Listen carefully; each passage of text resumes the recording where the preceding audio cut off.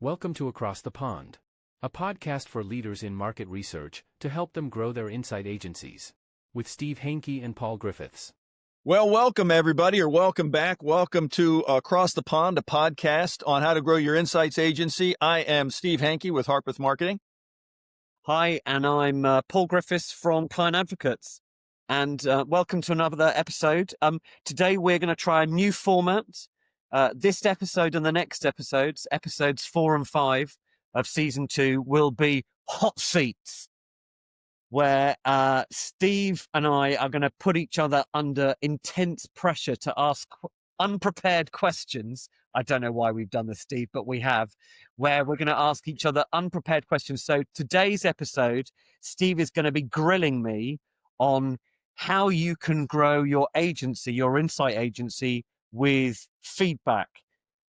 So without further ado, Steve, let's just kick on with this, because I'm dreading what's going to happen. As you and I talked about, it's a good thing there's an edit and a delete button, but just in case. And just for absolute transparency, Paul has no idea what questions I'm going to ask. We know the topic, he knows the topic, but he has not seen my question list. So we're just going to jump into this. Just to say, Steve, be kind, because I'm doing this to you on the next episode. That's why I'm going second, Paul. Are you kidding? Beware the retribution.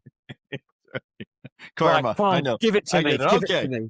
All right. Well, so we're going to talk about client feedback as a growth tool. I'll start with kind of some broad questions and I'll drill down a little bit. Market research agencies are in the business of doing research. And in the 20 years I've been in this industry, one of the things I see is that they rarely do it on themselves. Any sort of client feedback, client assessment, client satisfaction. Why is that, Paul? I think it's cobbler's children. I think we're so busy thinking and talking about our clients, customers, and their feedback that we just don't do it to ourselves. But I mean, there is as you've pointed out, there's a huge irony associated with this, and it's frankly, it's bonkers, because feedback, especially if you're an insight agency, you know what you're doing, is a really, really easy and I would say almost free way of getting input and stimulus to help you grow your agency. When I think of client feedback, obviously the first thing that comes to mind is like a post-project customer satisfaction survey. How else, besides that, or if you want to expand on that, but how else can agencies get feedback from the marketplace? Sure. So, I think, doing a post-project feedback is fine. I'm actually not a massive fan, not because I don't think it's a good idea, but because I think clients don't really like answering them very much. And I don't think, ironically, again, considering we're an insight agency, I don't think we do them very well and very engagingly. And in my experience, most agencies, or many agencies that do them, don't really actually do anything with the feedback that they get. But it's definitely a bona fide way of doing stuff. And actually, if you are to use it and you do use it properly, I think it can give you good tactical awareness of where project management needs to be improved, or where, what client satisfaction is like and the like. There are a lot of other ways of doing it. One of the things I'm a big supporter of and a big proponent of is actually going and asking your clients a far more strategic set of questions, maybe on a quarterly basis, maybe on a half annual basis, maybe on an annual basis, depending on the relationship and the contracts and what your kind of how much you work with them, where you're not just asking, how did we do in this last project, but you're asking, what could we do better? And you're asking far more in-depth questions about their business, their needs, their requirements. What are your priorities over the next 6 months? What have you been doing? What are what are the things that are keeping you awake at night? What are your plans for working with us in the future? You can do a lot more, and that's good, deep, qualitative interviewing and insight. Now, you can do that yourself as an agency, Or, and of course I would say this, my business is called the Client Advocates. You can hire someone very, very much looking like me to do this for you, on the basis that someone, an end client might tell me, or someone like me, more of the honest truth than they might be willing to tell somebody in the business. So that's another way of getting feedback. And then there are all sorts of other ways, of softer ways. So as you know, I like suggesting that people go and ask for referrals. You know, when you're asking for a referral from a client for somebody else, so would you mind introducing me to somebody else? One of the things you can say is, oh, by the way, if you're okay for me to do this, and you're okay, could you tell me what is it about us that you kind of like, or what is it that, so you can get it from that. You can get it from when you ask clients for to partner to do awards. We'd like to do an award. We'd like to do an award submission with you. Assuming we're going to do that, then you're going to say some interesting and nice things about us. Tell us where we're good, why this project was particularly useful or particularly helpful to you. So there are all sorts of ways of getting feedback from clients in a softer way. And that's all good. I would say, of course I would. I think you need to do it in a systematic and persistent way. And you need to have a plan. It just doesn't happen by accident. You're on the hot seat, but can I add a couple of things to that, Paul? Yes. Stop me talking. Well, because I've done this for clients as one. We've done it for ourselves. And two questions I really like when asking, not in a survey, but in like you said, a quarterly or semi-annual conversation is, what do we do, if anything, that is unique in the marketplace? The other one is, why did you hire us the first time? Not because of a particular project, but when you could have chosen from amongst plenty of other competitors. Those two questions really can provide some insight into how the market perceives you. Anyway, that was just an add-on. No, and that's great. That's great builds. And just to take that a bit further on. So, I'm talking here about doing it with one client. But actually, if you're doing this as a program across a number of clients, you can really start to uncover systematic and systemic issues that your agency has where you need to improve.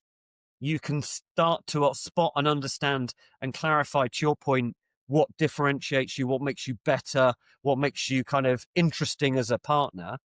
But it also can give you some really, really rich stimulus in terms of what we should be developing next.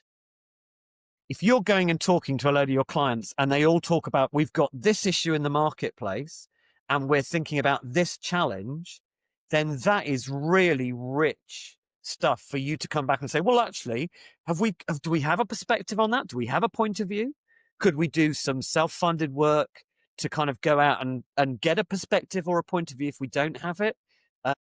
Could that next become our next marketing campaign to talk about that issue in the marketplace? Could it be, could we design new product or services? So, that feedback, rather than you sitting there going, oh goodness, what are we going to sell next, or what are we going to develop next? Use the clients you've got to give you that input, so that you're not making it up. You're using it. You're doing it based on their ideas and their kind of inspiration. That actually kind of gets to my next question, and you answered it in great detail. But you're doing this systematically. You're getting this feedback from the marketplace in a variety of ways. However you're doing it, what are you going to do with all this data that is not particularly project related? So I think there are a number of things you can do with it. The first thing, and you've just alluded to that, is you sit down with the account teams on that account and you work out how they can be improving their relationship with a specific client and an account. But moreover, I think if you can bring that back into your commercial team to say, and whether that's be with you, if you've got a marketing person that gives you them inspiration to kind of come up with marketing campaigns, bringing it back into your commercial team, to say, well, look, we can see all this systematic feedback. this is what we need to do. So why don't we set up a program to design what we're going to do over the next 3 months in terms of product innovation and take that to market.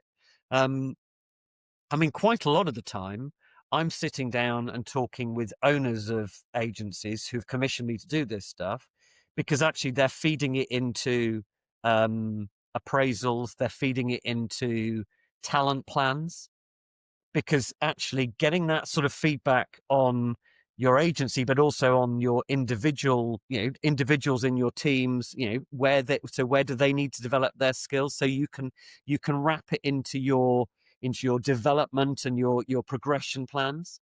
It can be tied into objective setting.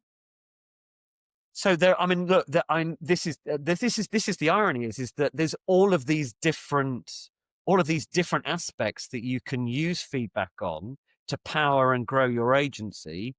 But your opening gambit, we don't really do it very, very often or very consistently or very well. So if you're going to get client feedback that feeds into all of those things you just talked about, which are critically important strategic issues, are you asking the questions differently? Are you asking different kinds of questions than what you might normally ask in a post-project survey? I mean, you got to this a little bit, but because the outcome is going to be different than normal feedback, is the input a little different? Yeah, I mean, absolutely. So, I think it's more qualitative in terms of you're asking far more questions, open questions, and trying to extract information. You are using your listening skills to understand and to listen and then feedback stuff. The whole sort of, so what I'm hearing is, using that to kind of to try and find that out. You've probably got I mean, I'm not necessarily a big fan of having a barrage of questions. When I do my client advocacy, I have a kind of a discussion guide. So some of that will be around specifics around the agency, the project, the relationship. Some of it will be far more around what's going on in your world. Who else? I ask questions around the competitive set. So who else are you using? And again, they're sometimes more willing to share that with me as an objective third party than with a directly with an agency. You're asking all sorts of questions about their priorities, their goals, their objectives, both as an individual and as maybe an organization and an insight function, and then broader to the business as a whole. So it's a far more strategic, far more open-ended conversation where you are showing, it's the classic stuff. How do you build a relationship with someone? You ask them really smart, sensible questions, and then you listen and you listen and you listen and you make like a sponge. And so it's a different interaction than we're going to send out a post-project review thing where it's 6 questions and you're asking them God help you, an NPS score or something terrible like that. So you're having a conversation, whether it's you on behalf of one of your clients or somebody at the agency, asking these strategic questions, and let's say it's going well, right? You're getting good positive feedback. They generally have been very happy with you. Is it an okay time? Or maybe I say, how would you feel about as part of that process, leveraging that for testimonials, case studies, those sorts of client-driven proof sources that can then be used to sell to other clients? Is it appropriate to sort of weave those into the process? So it is. I wouldn't necessarily do that on the spot. So one of the things I might well ask a client is, an end client is, on the basis of this feedback being quite positive, I know the agency I'm representing is interested in doing things like going in for awards. It's always interested in testimonials. Would you be willing or prepared to do that? But you don't have to necessarily give me an answer now. You can go away and think about it. Well, I think it's important you don't put them on the spot, but I think it's absolutely valid to kind of ask that and start exploring that question, and then to feed that back into the agency and the account team or the people that own that relationship or the senior people to go, look, they've pretty much said they're happy to give you a referral, or they're happy to do a testimonial, or they seemed open to the idea of doing a case study. So off you go. There's your account engagement activation plan for the next couple of months, is to go and talk to the client about that, explore what that looks like, and lever that opportunity. I wouldn't necessarily, I think in a client advocacy interview, or when you're doing that strategic thing, you don't want it to tip over into being too salesy or too perceived as being salesy. So open the door, start exploring it, but then bring that back into the agency to go, yeah, this is what I think you can do next with this. And the client seems to be open to that if you ask in a sensitive and sensible way. Okay. Assuming that we stay with sort of the strategic questions and not the post-project stuff. And you've been doing this for a while on behalf of your agency clients. How often can you go back to their clients with these sorts of questions? I know you said quarterly earlier, but that seems to me, as the outsider looking in a little bit, seems a little too frequent for these kinds of questions. Yes. And I think there is no harm in an agency checking in with a key account on a quarterly basis and having a kind of can we have a chit chat, find how you're getting on, talk about your priorities for the next quarter, that sort of thing. I think the sort of this strategic stuff, it's probably on an annual basis. One of the things that I've seen agencies do really, really smartly is they tie this into their contracts. So they say, if you sign for instance, if we're doing a brand tracker, we've got a multi-year engagement, as part of the servicing contract we will give you, we will do this. We undertake to do this more strategic review on an annualized basis to make sure that we understand your issues and views and are servicing you to the extent and the degree that you would expect when you're spending this much money with us. And you can, and I would almost say to you, make that part of your proposition, to make that explicit when you're talking, when a client says, why should we work with you over one of your suppliers? Well, look, this is part of what we do as standard. This is part of our process when it comes to giving great customer and client experience and making sure that we are on the money as an agency. So you can do it then. I think the other thing to do is it's very, very good to do it when you're coming up to renewal on a big contract. Do it 3 or 6 months, 3 or 4 months out from a renewal, as almost a kind of an insurance. So how's it been going? We've got the renewal coming up soon. We want to understand how we can improve it. We want to obviously be in the mix for the renewal. What can we do to up our game? Tell us how we've done, but also what your objectives are for the future, so we can start to wrap that into our thinking when it comes to proposing for the renewal. So I think there are ways you can weave it into your commercial processes. When you do this for a client, you interview their clients and get the feedback, do the analysis. How do you share that information inside the agency? Who do you share it with? Is there a process for that? Yeah. So I will, with the individual account teams, I will share the feedback, and normally I will workshop it with them. It'll be a couple of hours. So I've synthesized it. I've brought out what I think are the interesting, relevant portions of it. These days, of course, I record all the interviews, so they get a transcript, and I can do. They can get a summary. But what I'm really interested in is doing the workshop where we sit down and say, right, based on this feedback, what are we going to do differently now? So there's that sort of workshop. But then, as I've mentioned, if I'm doing that for 4 or 5 key accounts for an agency, I'm then bringing that all together, and I'm going to probably, whoever's commissioned me, the owner of the agency, the marketing director, the head of customer success, or whatever else, and I'm going, look, this is what I'm seeing across your business as a whole.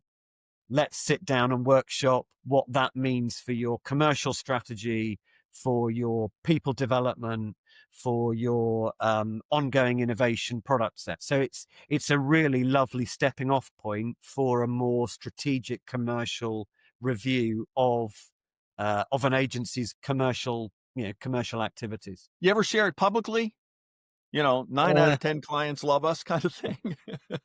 Actually, no, it's an interesting question. I don't think any of my clients that have do this stuff ever have done that. I mean, they will use, as a result of this, they will get case studies, they will get nice testimonials, which they will use and publicize those. But no, I've never seen anyone do that.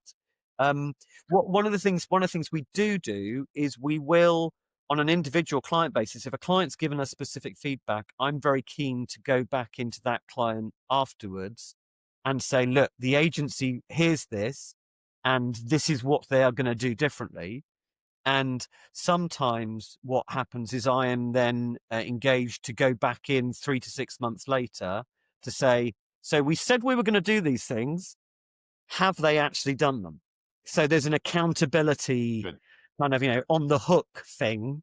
But again, some clients want to do that and some clients don't want to pay for it. Fine. Understood. Okay, final question. If an agency wants to do this, they're not doing it now, they want to do this, and they're dumb enough not to hire you and decide they want to do it on their own, how do they get started? What are the first few things they need to get the process rolling internally? Yeah, sure. So first of all, you've got to decide the clients you're going to do it with. So, and whether you're doing that with me or you're doing that with somebody else, that's a good start. I think the next thing to do is to identify somebody who is senior in the organization who's not necessarily related to that account.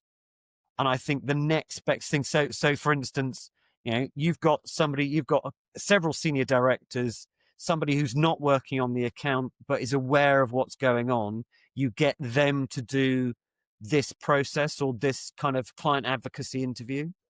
And that kind of that removes some of it. It removes some of the awkwardness of a key account director doing this for the account they run. I think that's really difficult for them to do that. And it introduces a level of objectivity and a level, and it's look, there are people I know who do that on that basis, and I'm pretty phlegmatic about it. If you can get that to work and that helps your agency grow, then great. I think I'll do it pretty well, but that's not to say there aren't other people out there that will do it equally as well. So yeah, but I think trying to give some objectivity and some distance is really, really, really important. I'm going to turn the flames down now. The hot seat is over. Paul, thank you very much. That was great. Great insight into getting the feedback process and what to do with it. Thank you very much for letting me put you through this. Thank you. And I'm looking forward to our next episode where I'm going to be putting you on the hot seat. I think we're talking about how you manage and get the most out of seller doers. I can't wait. Until next time, sir. Thank you, my friend. Take care. Cheers. Thank you, listeners. Thank you. Bye-bye. Thanks for watching and listening to Across the Pond. Get in touch with Paul at clientadvocates.co.uk and Steve at harpethmarketing.com. Look forward to seeing you next time.